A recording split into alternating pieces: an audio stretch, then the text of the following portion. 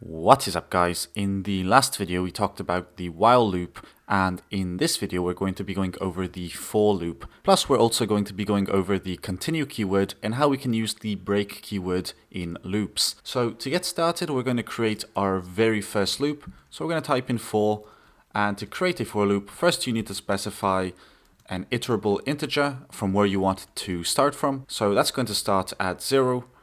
And then you need to provide a condition. So while I is less than 10, we want to increment I by 1.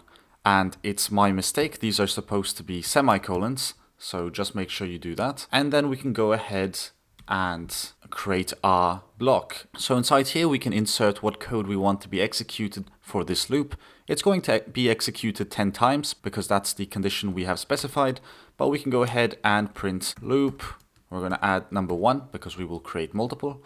And then we are going to go ahead and add the number or the iteration. Plus, it's a good idea to add an end line so that we can see the result in a clean fashion. So when we run the program, we will have 10 numbers that get printed, starting from 0 and ending at 9. So as you can see, this is loop number 1, and that's what got printed to the console. Now we also have the opportunity to increment the number by 2 or by 3 and so on. So if we do this, it's going to go up every 2 numbers. And if we rerun the program, you're going to notice we will only have 5 print statements, and that's a 0, 2, 4, 6, and 8 because we decided to step it up by 2. So that's the basic concept of the for loop, but we're going to change this back to the normal increment by 1. Now we're going to talk about the second thing that you can do inside for loops. And that's going to be on how we can break out of this loop early.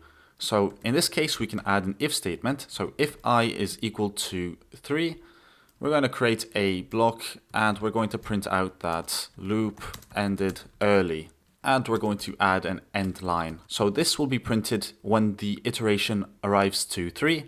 And we will also break out of this loop. So now if we run the program, you should see only 3 numbers being printed, because we gave it a condition to break from. So here you get 0, 1, 2, 3. It knows it's 3. It prints the statement or executes whatever code you have inside there and breaks out of the loop to end it early. And finally, let's go over the continue keyword. So we can actually just get rid of this and we're going to change this to number 3.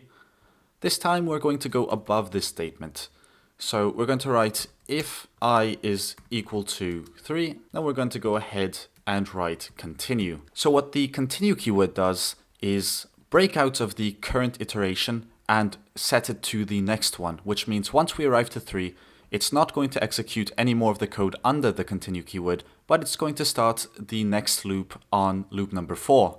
So for example, if we go ahead and run this program, we're going to get everything printed out but the number 3, because once it arrived to number 3, it says, we need to continue the loop, and it's going to stop it there and start it again at number 4. So that's essentially how the continue keyword works. And you can also use this stuff in while loops. The only difference between for loops and while loops is that with for loops you have a specific number of iterations, while in while loops you can go for as long as you want. But I believe that's all I wanted to cover in this video. If you have any comments or questions, feel free to leave that in the comment section down below and I'll do my best to look at them.